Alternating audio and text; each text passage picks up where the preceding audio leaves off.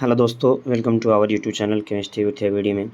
तो आज हम लोग केमिस्ट्री का सबसे लास्ट चैप्टर यानी कि तत्वों का वर्गीकरण का प्रयास इस चैप्टर का ऑब्जेक्टिव करने वाले हैं। तो सबसे पहले यहाँ पे आप लोग देख रहे होंगे कि पहला क्वेश्चन आपके सामने आया हुआ है कि तत्वों का आवर्त सारणी का प्रारंभिक विकास में किसका महत्वपूर्ण योगदान रहा।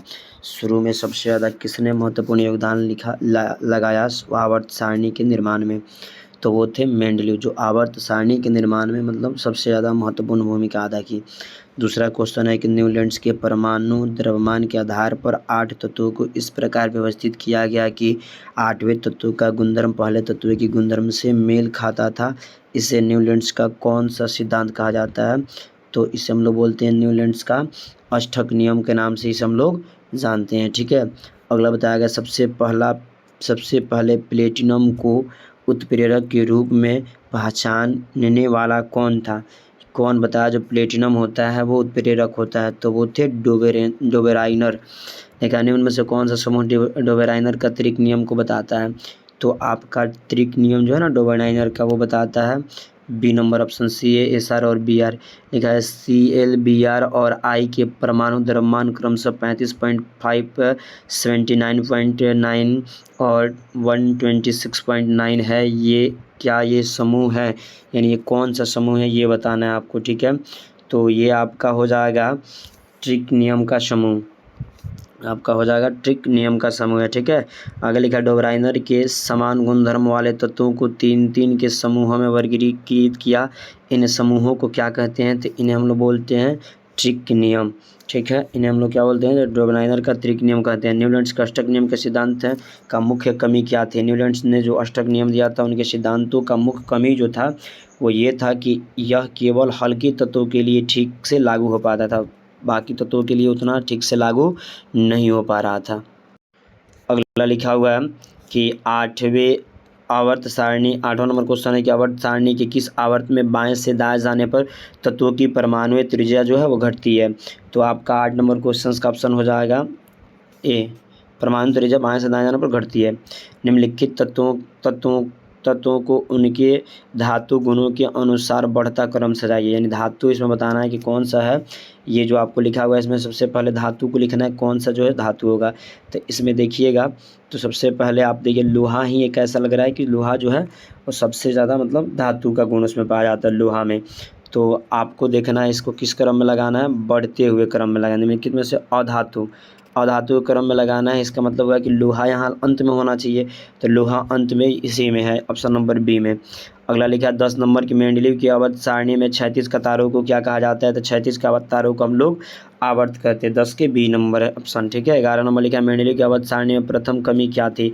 मेंडलीव की जो आवर्त सारणी थी उसकी प्रथम कमी क्या थी, तो प्रथम कमी थी कि हाइड्रोजन को उचित स्थान नहीं देना। 12 नंबर लिखा है मेंडलीव की आवर्त सारणी में किन तत्वों को उचित स्थान पर रखने में कठिनाइयाँ उत्पन्न हो रही थी।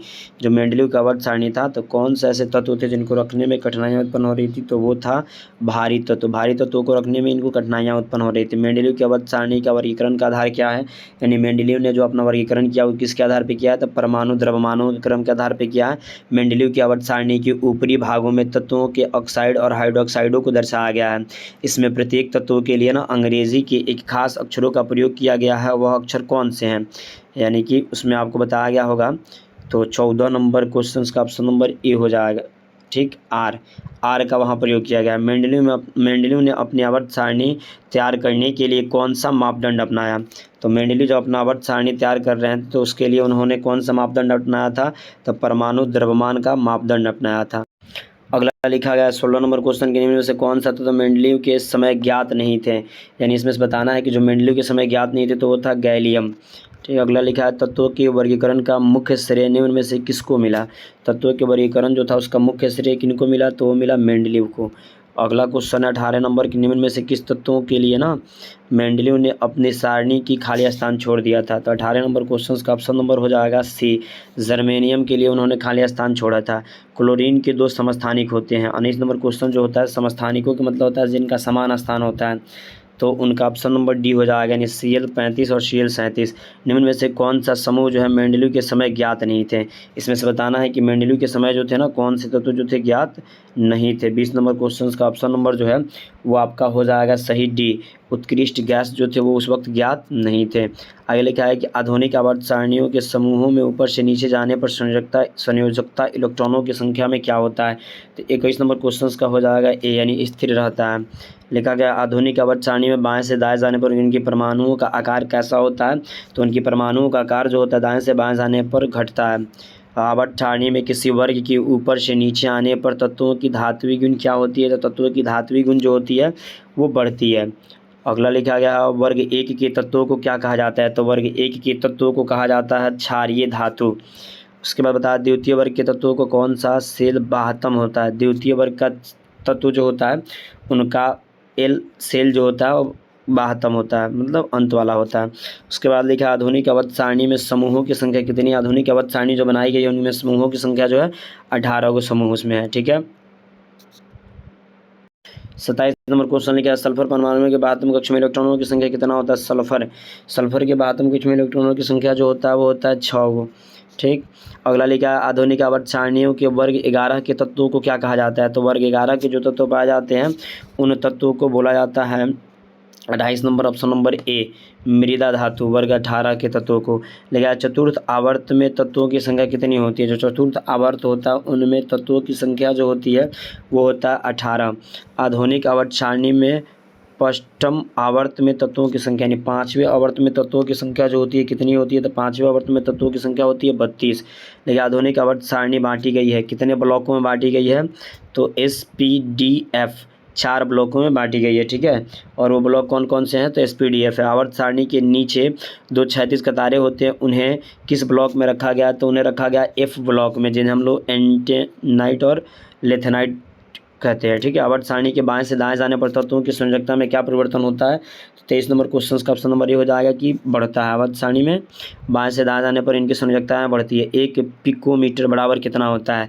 तो 34 नंबर क्वेश्चन का ऑप्शन नंबर हो जाएगा ए। 1 पिकोमीटर जो होता है वो 10 के पावर -10 m के बराबर होता है। अक्रिय तत्व कौन सा है। इसमें आपको अक्रिय बताना है।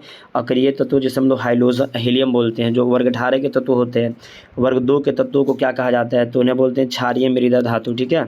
वर्ग 17 के तत्वों को क्या कहा जाता है। तो वर्ग 17 के तत्वों को हाइलोजन कहा जाता है। वर्ग 1, 2 और 13 से 17 तक सभी वर्गों को कहे जाते हैं। यानी 38 नंबर क्वेश्चन जो है उसका ऑप्शन नंबर जो है वो हो जाएगा सी, यानी प्रतिनिधित्व तत्व कहा जाता है वर्ग 1, 2 और 13 से 17 तक के।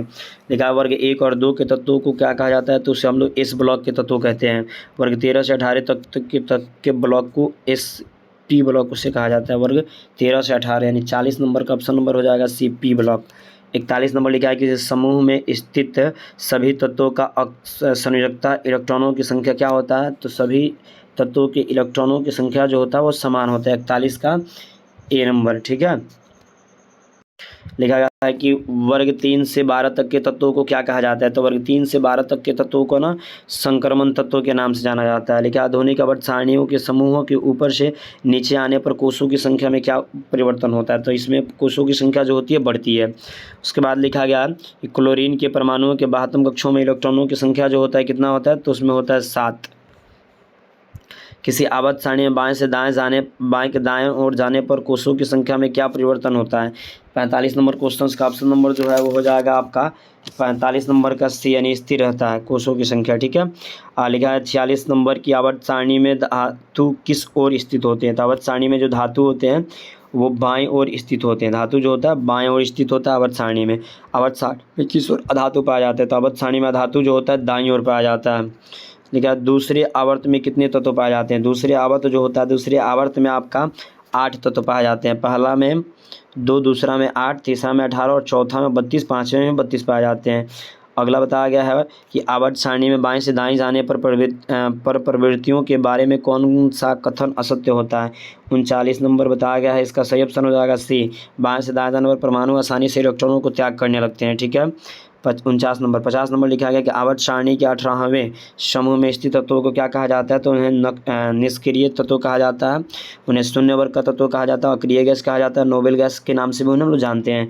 51 नंबर लिखा आवर्त सारणी के शून्य समूह के तत्व हैं। शून्य समूह के तत्व होता है हीलियम, जिसे हम लोग अभी पढ़े थे। हीलियम जो है शून्य समूह का है, या फिर हम कह सकते हैं अक्रिय समूह का है, या उत्कृष्ट गैसों का है, ये उनका नाम होता है। आवर्त सारणी में इलेक्ट्रॉन त्याग करने की प्रवृत्ति कैसी होती है, तो हो जाएगा बी, क्रम अनुसार बढ़ते जाता है। आवर्त सारणी में B, S I, G, S, S B, T E तथा पी ओ ये क्या होते हैं, तो ये एक तरह के उपधातु होते हैं, ये एक तरह के उपधातु होते हैं, ठीक है। अगला बताया गया है 54 नंबर कि अभी तक ज्ञात तत्वों की संख्या कितनी है, तो अभी तक ज्ञात तत्वों की संख्या 118 है।